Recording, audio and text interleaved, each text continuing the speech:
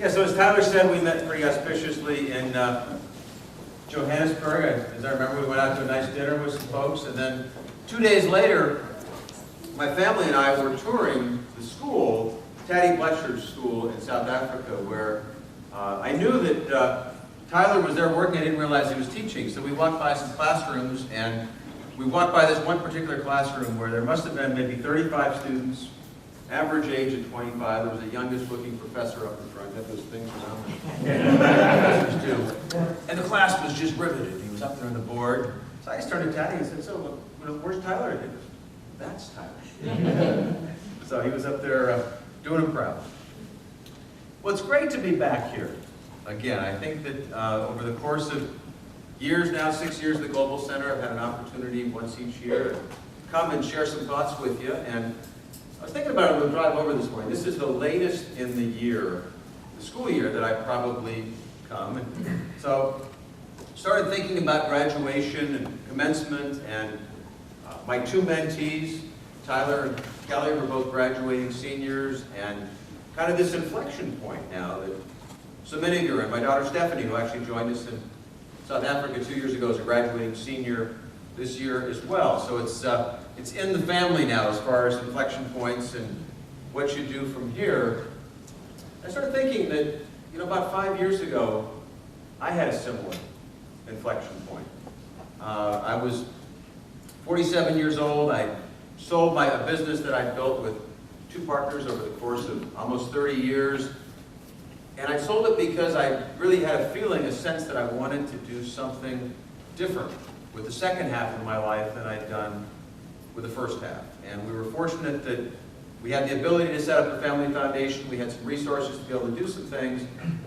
But I still had pretty much absolutely no idea what that thing is that I wanted to do in the second half of my life. So now I kind of fast forward 5 years, and I fairly say gotten fairly busy with lots of stuff. And so it gave me a chance to think about that inflection point 5 years ago, where I've come since, and kind of the portfolio of things that I've built. So today I'm on a total of 14 different boards and advisory boards.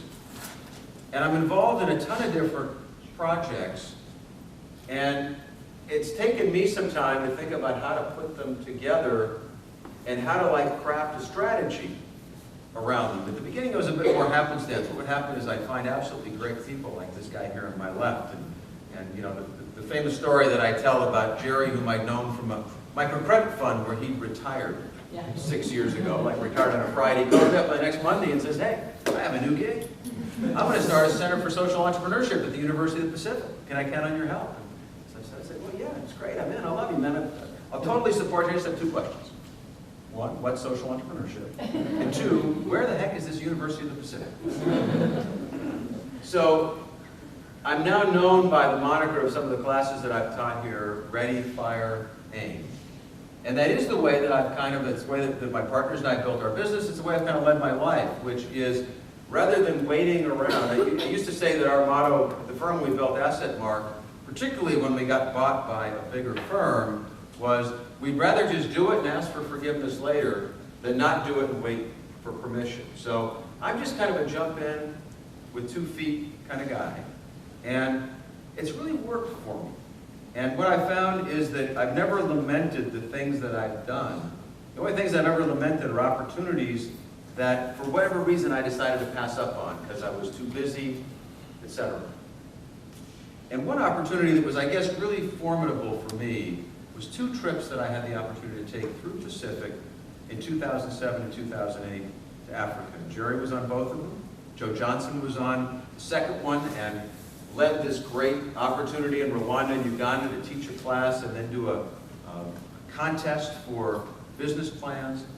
But on the 2008 trip, particularly, as I was starting to figure out what was the theme of what I was going to do, Jerry and I, and a small group of people, ended up 5 hours outside of Kampala in Uganda visiting a small microfinance organization. And I'll just never forget that day, that afternoon. These women, we provided through our foundation some small amount of seed financing for the first 20 borrowers in this little village that had never had microfinance before, and very seldom saw people from outside of Uganda because it was that far remote. I remember driving there. It was like a 5-hour drive, and the last 45 minutes were on something that was between like a rock bed and a stream. We just kept going back and forth. And somebody turns around and says, you know, we're out in the middle of nowhere. I said, no, I saw the sign in the middle of nowhere. It was 3 hours ago. We're in the outskirts now. Well, we finally got there, and there were these 20 women around a circle that were so proud of the fact that they could show us these small businesses that they'd created through the microloans that we provided. And I remember we walked from business to business, and you see on the little picture here an orange shirt, a very fashionable University of Pacific, non-logoed, but orange shirt. And that was a shirt that I purchased from one of the entrepreneurs whose business that she had developed with a microloan was selling used clothing. And she'd buy an hour away in the main city by traveling there once a month, buying the clothing, coming back, and selling it in her village. And she was so proud of her clothing, she was so proud that she'd actually sold me something. I put it on, and then she said, there's something really important that I need to say. And she didn't speak English, she spoke the local tribal language. So we brought over the guide from the group, and she translated. What this woman basically said was, we really appreciate it when you, people from the Western world, come to Uganda to save our children. But we need to be able to save our own children. Thank you for investing in me so I can do that. And for me, that just, a lightning bolt went off. It was something empowering about the fact that the small loan that we'd given her, probably $150, had put her in a position now where we were investing in her instead of giving her charity. She was building a business instead of living off of aid from others, and she was in a position where she was now empowered to save her own children, to buy them school clothing, food, clean cook stove for her home, etc. So as I tell the story, I came back with Jerry and the group, November of 2008, that year, determined to figure out how can I build some structures to provide that same opportunity for hundreds of thousands or millions of women, people like her in the developing world, people who were looking to get up that next rung of the economic ladder, completely willing to put in all the entrepreneurial effort to get there, just needing a little help along the way. So I have to confess that I came back with this monumental vision of wanting to build something really big. I left my regular day job, I had the time available, and I struggled for a while trying to figure out, well, how do you do that? And maybe it's the same struggle that a lot of you look at as you graduate from college and say, boy, I really want to do something powerful, how do I do it? So for me, it was trying a few things and trying to figure it out. One of the first things I thought was, should we create our own social enterprise? Should we create our own microfinance enterprise? Should we do something where we build an organization that directly supports people? And what I began to realize is there was a lot of great organizations already out there. The world wasn't necessarily short one more organization. If I wanted to support microfinance, I could support great groups like this one in Uganda or dozens of others that were out there.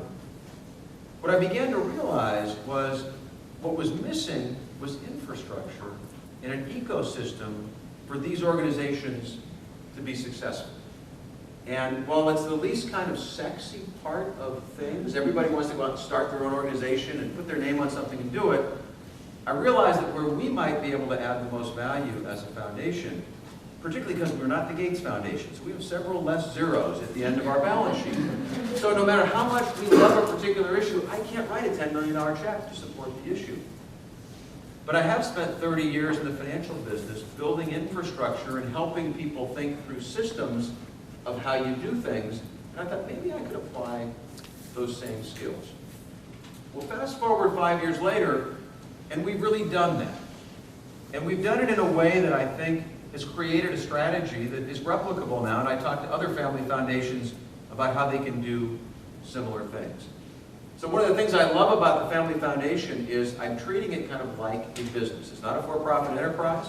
It's money we've set aside to do good with, but we're totally committed to wanting to have that money have as much impact as it can. So as I've said here before, I spent 30 years trying to build a business that was the best in the world. And I've spent the last 5 years trying to build an organization that's the best for the world. And there's just one small word of distinction, but it makes all the difference in the way in which you think about how to get things accomplished. So 5 years later, I think I have it figured out. Now, if I come probably talk to you 5 years from now, I'll say, here's the new plan. 5 years from now, I thought I had it figured out, but I'm going to keep iterating because I think life is a continual journey. So this portfolio, this foundation that we're building looks a whole lot different than it did 5 years ago, and hopefully will look a whole lot different 5 years from now. But here's the strategy today. And it starts with something I call kind of the concentric circle. And it starts with a why. Why are we in business today as a foundation? And we're basically in business because we see huge problems in the world that need to be solved. And we realize that it's not going to be possible to solve those problems using the traditional solutions that we've used for the last 100 years, which is relying entirely on charity and government aid. Not that there's anything inherently wrong with either one of those. Charity is incredibly well-intentioned. We give away $300 billion a year here in the U.S. We're the most charitable nation on the planet. It's terrific. Government aid